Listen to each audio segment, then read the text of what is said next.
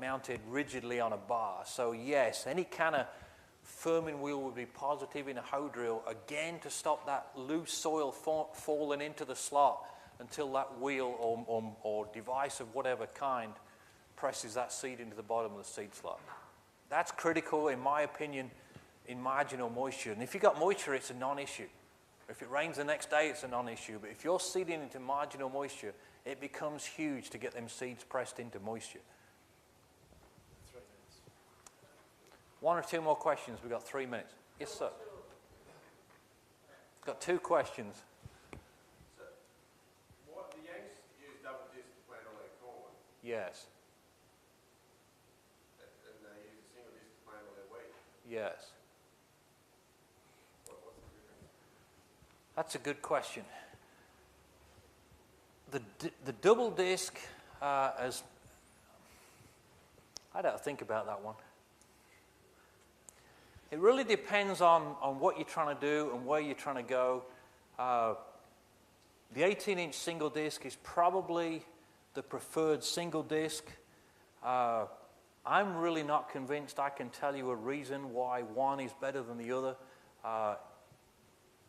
I'm going to suggest a double disc opener because you've got 2 blades entering the soil. It's going to take a lot more weight to push it in the ground.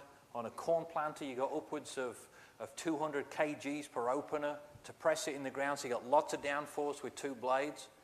Relative to a John Deere single disc that's got 125 to 150 kilograms, so you've got a lot more weight on a corn planter to press two discs in the ground than you'll ever need for a single. A single, especially if it's raked over, like I talked about earlier on with regards to the Barton design, a single disc that's raked over will help pull itself into the ground too. Now that comes, as we talked about earlier on, at the cost of more soil disturbance, but if you start raking that blade over 2 or 3 degrees, it'll pull itself in the ground and lessen the amount of down pressure requirement.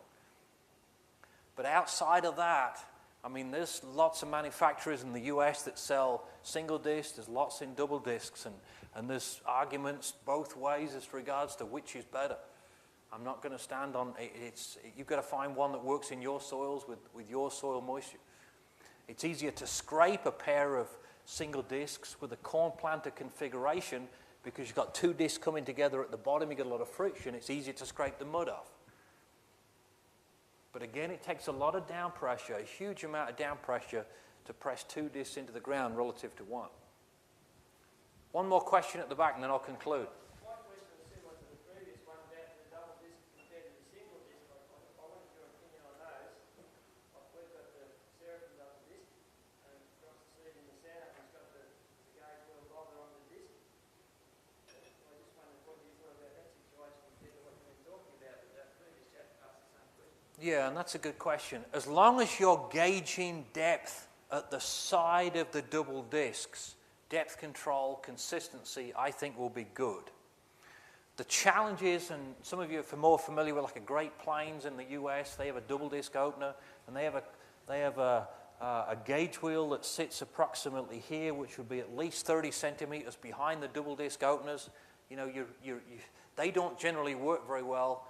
I mean, if there's a rock that the gauge wheel climbs over, it's going to lift the openers out that are 35 centimeters further forward. So as long as you're sensing depth on the side of the double disc openers, I think that's a good concept.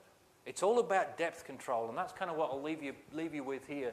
But your goal, and you've got to quantify it to see what kind of a job you're doing. So I'd really encourage you to go out there and measure the number of plants per yard here compared to there, across the field.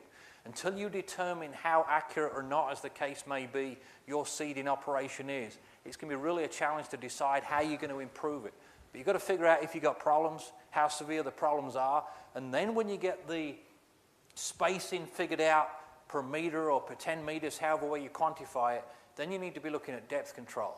I did 15 or 16, 17 maybe days of quantification for one of the manufacturers. They hung 5 or 6 different openers on one bar, and in different speeds, in different soils, with different crops.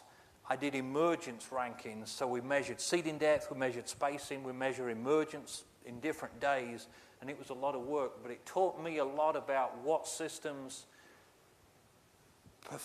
which systems perform in different soils at different speeds with different seed sizes, different soils, different closing configurations. But I will maintain that the consistently positioned seeds into moisture, seeds pressed into moisture, always came right up in almost every environment, assuming there's moisture present. So probably depth control, number one, and then pressing the seed into moisture, number two, and then obviously closing the slot up. Those are the three big ones in my opinion. Guys, you've been a great audience. I'll be around later on today and this evening. If you've got any more questions, come see me. Been a great audience. Thank you.